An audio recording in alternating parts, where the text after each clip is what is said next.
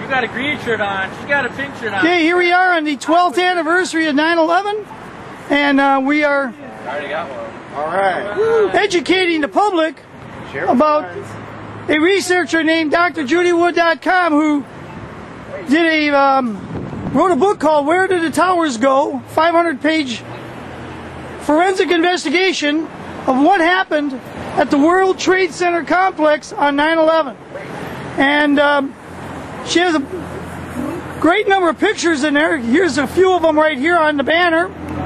And there you see where World Trade Center 1 stood. And there's no rubble pile. And that's why we say, where's the rubble pile? You had 110 stories of steel beams, and we can't find a rubble pile? What's that all about? Here you got an ambulance parked in front of the World Trade Center, and all those steel beams supposedly collapsed, and you got an ambulance that wasn't touched hardly by any steel beams. You had 14 people trapped in one of the towers on stairwell B.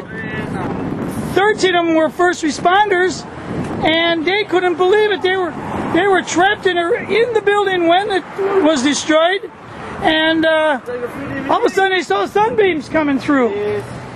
Right, and they couldn't believe it. They actually got out on their own, and when they went out, they came out of that stairwell. They said it looked like a football field. So where's the rubble pile that day? We were told this was a collapse. But what happened was the towers turned to dust in midair.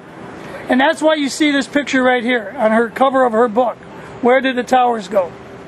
The towers turned to dust in midair. So what turned steel, file cabinets, cement into dust?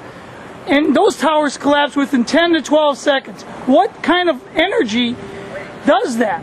Well, Dr. Judy Wood, a material scientist who studied this for many, many years, will tell you there is such a thing called directed energy.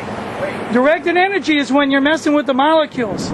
And what you're doing is you're disturbing the molecular structure of materials, irritating them, and when you do that, you can turn buildings to dust. Now, we just had a bystander who gave me a very funny face, but that's okay, because this is new knowledge. Yeah, this is new knowledge. This is something we're not used to seeing. We've seen controlled demolitions. We've seen a lot of things, but we've never seen a directed energy weapon being used. And this is what happened that day. And this is what we're trying to educate the public. Look at the evidence. The evidence does the talking. So here we are on... I got a question for you.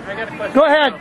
This is Eric? No, I got an actual question for you. You know how governments always, when they get a new toy, they like to use it. That's right. Well, where else have they actually used this toy? I think they used it, and it's been suggested at the Oklahoma bombing.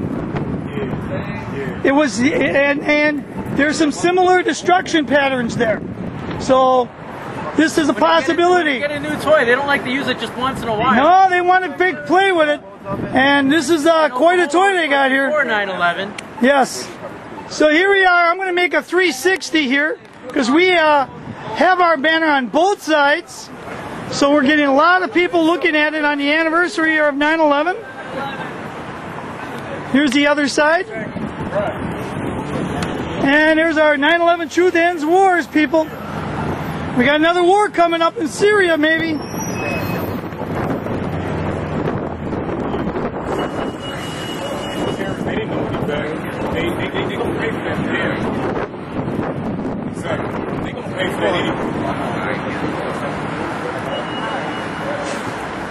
Yeah, very busy corner here on the east side of Milwaukee. We're about a couple blocks from Lake Michigan here. And here it is on the anniversary of 9/11, the 12th anniversary. Educating the public on Farwell Brady, Milwaukee, Wisconsin. September 11th, 2013.